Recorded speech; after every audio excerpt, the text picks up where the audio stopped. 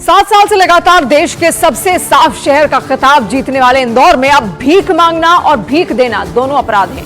इंदौर में शुरू हुई इस मुहिम का क्या असर देखने को मिल रहा है और इस आदेश के बाद कैसे बदली है इंदौर की सूरत, आपको इस रिपोर्ट में हम दिखाते हैं।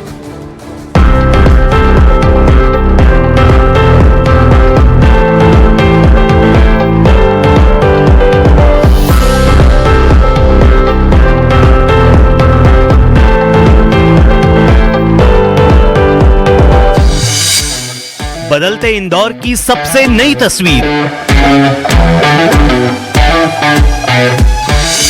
भिक्षावृत्ति पर पूरी तरह से प्रतिबंध।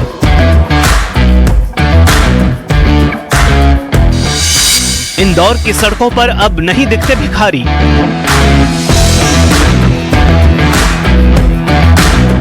मंदिर की सीढ़ियां हो या फिर ट्रैफिक लाइट, इंदौर की सड़कों पर भिक्षावृत्ति करने वाले अब आपको कहीं भी नजर नहीं आएंगे।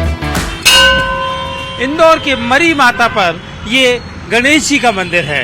गुप्त नवरात्रि चल रही है, लेकिन अब इंदौर में भीख मांगना और भीख देना दोनों अपराध हैं। ये सीढ़ियाँ जो होती हैं, जो इसके पहले यहाँ पर एक नज़ारा होता था कि लगातार एक के बाद एक भिखारी बैठे होते थे, जो अब नहीं होते हैं। और देखिए, लोग दर्शन करके अगर लौटते हैं भगवान के, तो आपने भगवान के दर्शन किए? हाँ जी, करे ना दर्शन। तो ये पैसे क्यों हाथ में लेके खड़ी? ये पैसे इसलिए हाथ में लेके खड़े के भिखारी के लिए लेके रखे थे, पर भिखारी वगैरह एक भी नहीं है यहाँ। वो मंदिर में दान करेंगे। सिर्फ मंदिर ही नहीं, इंदौर के हर गली चौबारे पर भिखारियों की भीड़ का नजारा गुज़रे जमाने की बात हो गई है। शहर में मौजूद भिखारियों को सड़क से उठाकर सेवा धाम तक पहुँचाया जा रहा है। भिखारियों की सूचना देने पर 1000 रुपए का इनाम घोषित किया गया है और ये पायलट प्रोजेक्ट पूरे इंदौर शहर में लागू हो गया है। आओ आओ नाटक देखो, आओ आओ नाटक देखो। ये नाटक जो है, ये आपके दिमाग के फाटक खोलेगा, क्योंकि इंदौर में इंदौर के लोगों के दिमाग के फाटक इस तरह के नुक्कड़ नाटकों ने खोले हैं और शहर में हर गली में इस तरह के नुक्कड़ नाटक कराए जा रहे हैं, ताकि लोग इस बात को समझें कि भीख मांगना और भीख देना दोनों अपराध है। इंदौर को भिक्षावृत्ति से मुक्त करवाने की मुहिम में शहर के हर वर्ग का सहयोग मिल रहा है।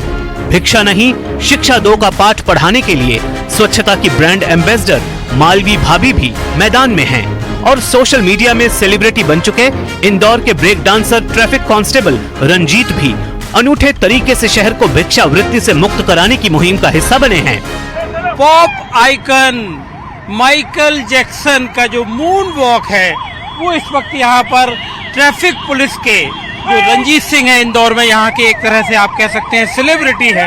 ये देखिए, ये यहाँ पर अपना काम कर रहे हैं, लेकिन इनका जो अपना काम करने का तरीका है, अंदाज निराला है। लेकिन अभी आप ये लोगों से क्या कह रहे थे?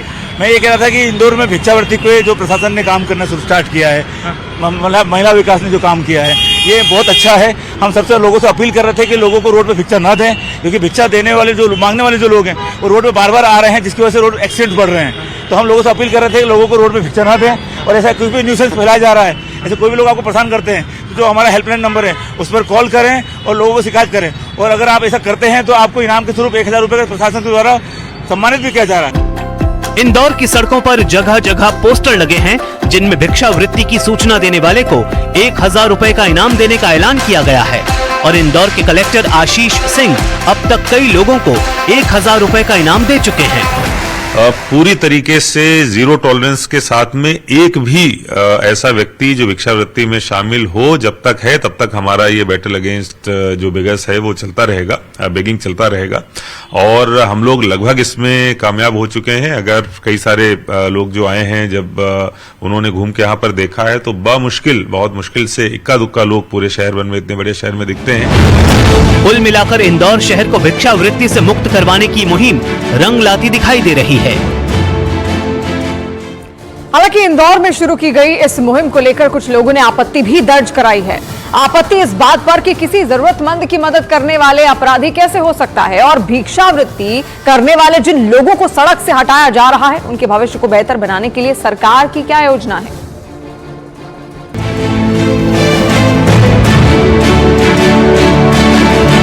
इंदौर की सड़कों से भिक्षावृत्ति करने वालों को हटाया जा रहा है, लेकिन इस मुहिम के दौरान जो तथ्य सामने आ रहे हैं वो चौंकाने वाले हैं। भिक्षावृत्ति करने वालों में से सिर्फ 40% भिखारी ही मजबूरी में भीख मांग रहे हैं। बाकी ज्यादातर किसी न किसी रैकेट का हिस्सा हैं। अब इस बात को और भी अच्छे तरह से समझने के लिए आपको कुछ फैक्ट दिखाते हैं। केस नंबर 1, इंदौर के पितृ पर्वत पर राजस्थान का एक दल 3 साल से पेशेवर तरीके से भीख मांग रहा था। प्रशासन ने कार्रवाई कर उन्हें वापस राजस्थान भेजा।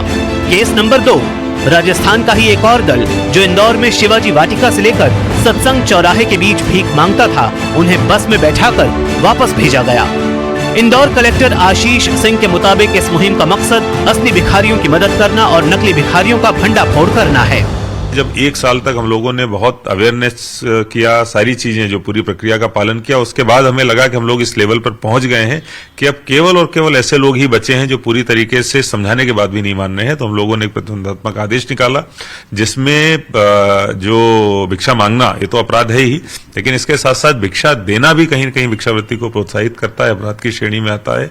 उसको अपराध की श्रेणी में हमने डाला और अभी तक 3 FIR हमने कराई हैं। 2 भिक्षा देने वालों के खिलाफ कराई है। 1 FIR ऐसी हुई जिसमें घर के एक व्यक्ति ने अपनी वृद्ध माता को फोर्स किया था बेगिंग के लिए, तो उसको भी हम लोगों ने उसके खिलाफ FIR कराई है। इंदौर प्रशासन की मुहिम रंग ला रही है और शहर के बड़े व्यापारी भी अब इस अभियान में आर्थिक मदद के लिए आगे आ रहे हैं।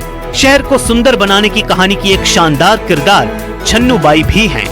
पहले ये रणजीत हनुमान मंदिर के सामने सड़क पर भीख मांगकर अपनी जरूरतों को पूरा करती थी, लेकिन अब रणजीत हनुमान मंदिर के सामने गुमटी लगाकर पैसा कमाती हैं और इज्जत की जिंदगी बसर करती हैं।